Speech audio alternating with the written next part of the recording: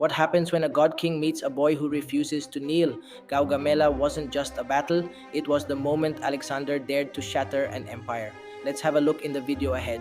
History isn't a gentle current, it's a raging river carved by moments of violent, world altering collision. And on October 1st, 331 BCE, two of those forces met on a dusty plain in what's now northern Iraq. On one side stood the Achaemenid Persian Empire, the largest the world had ever seen, a superpower for more than 2 centuries. On the other, a young Macedonian king with an ambition as vast as the lands he wanted to conquer. This wasn't just a battle for land or treasure, this was a clash of civilizations, a fight for the future itself. This was the Battle of Gaugamela, the final decisive showdown between Alexander the Great and Darius III of Persia. And it was here that a new world was forged in a single bloody day. Imagine it, one young king against the most powerful empire on earth.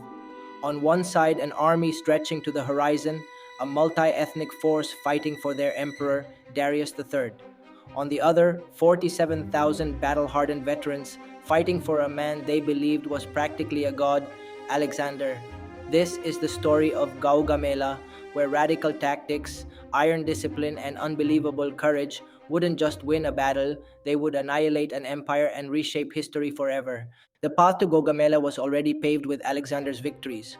After crossing into Asia, he'd humbled Persian forces at the Granicus River and, more importantly, at the Battle of Issus 2 years earlier.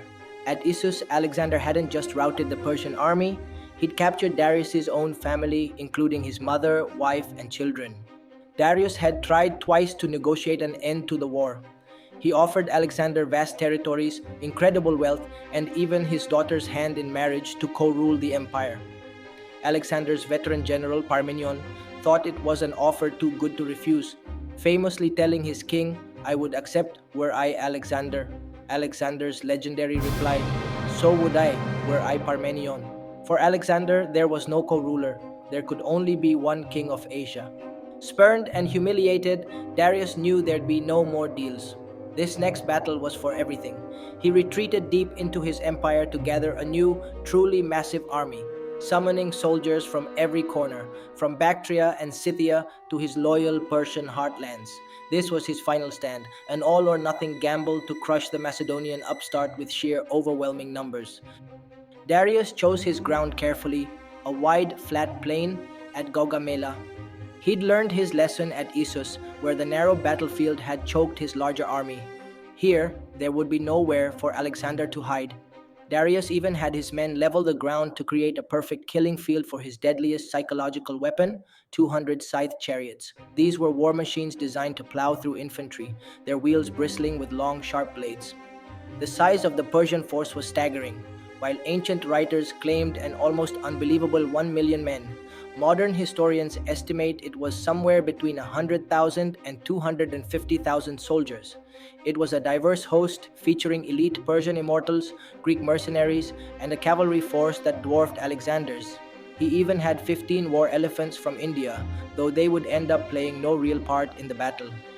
Facing this horde were Alexander's 40,000 infantry and 7,000 cavalry. Outnumbered, sure, but they were a single, cohesive unit of professionals, veterans of countless campaigns. They carried the deadly sarissa, an 18-foot pike that made the Macedonian phalanx a nearly unbreakable wall of spear points, and they were led by a commander they trusted with their lives. The night before the battle, the two camps couldn't have been more different. The Persian army stayed awake all night in full armor, terrified of a surprise attack. They stood in formation, growing more nervous and exhausted by the hour. In the Macedonian camp, Alexander's generals were just as anxious. Parmenion again pushed for a night attack, arguing it was their only chance. But Alexander refused. "I will not steal my victory," he declared, convinced a win in the dark would be meaningless.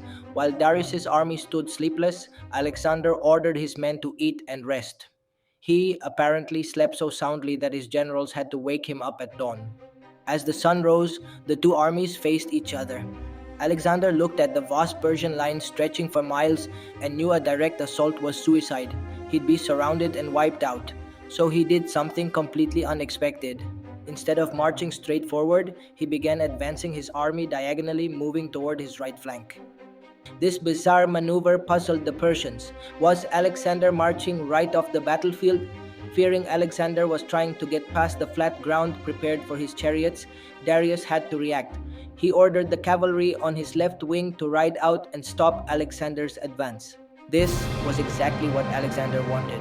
As the Persian cavalry stretched farther and farther to the side, it started to pull the entire Persian left flank with it, like tugging a thread from a giant tapestry. With the cavalry clashing on the flank, Darius unleashed his terror weapon, the scythed chariots. They thundered across the plain, aimed straight for the heart of the Macedonian phalanx. But Alexander was ready. He drilled his men for this exact moment. On command, the front ranks of the infantry opened up, creating channels in their formation. The chariots, unable to steer at high speed, shot harmlessly through the gaps, where they were picked off by soldiers in the rear. Just like that, one of Darius's biggest weapons was neutralized. With the chariot threat gone and the Persian left flank being pulled wider, Alexander saw the opening he'd been waiting for. The constant sideways motion had created a weak spot, a gap in the Persian line right near the center, where Darius himself stood. It was a fleeting chance, and taking it required perfect timing and absolute nerve. Alexander seized it. He formed his elite companion cavalry into a giant wedge with himself at the very tip and pivoted, charging directly into the gap. He wasn't just attacking the army, he was making a beeline for the king.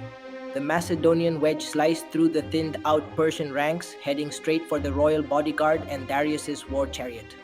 For Darius, the sight was pure terror. The young, seemingly invincible Macedonian king was charging right at him.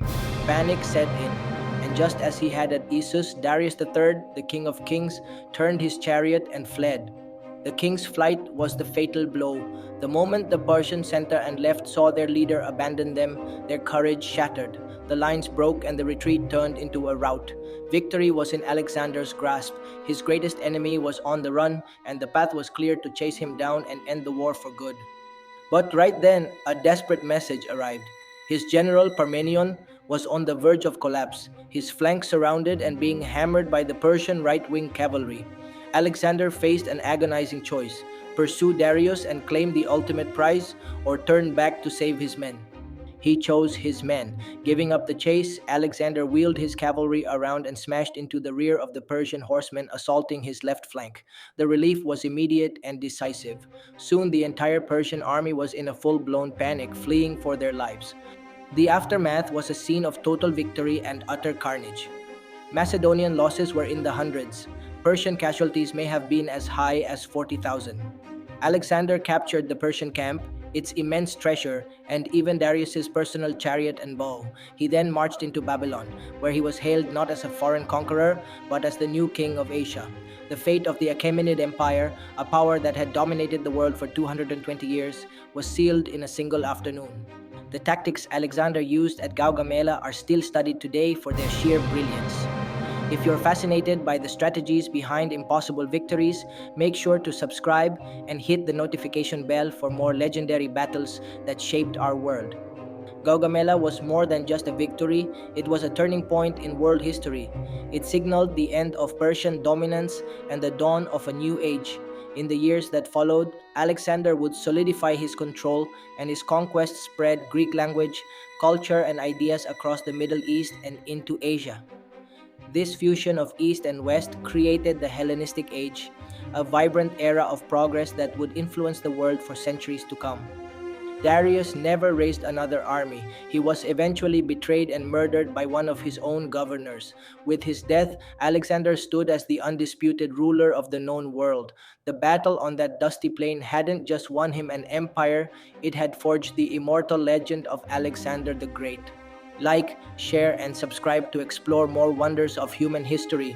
Tell us in the comments which battle do you want to explore in the next video.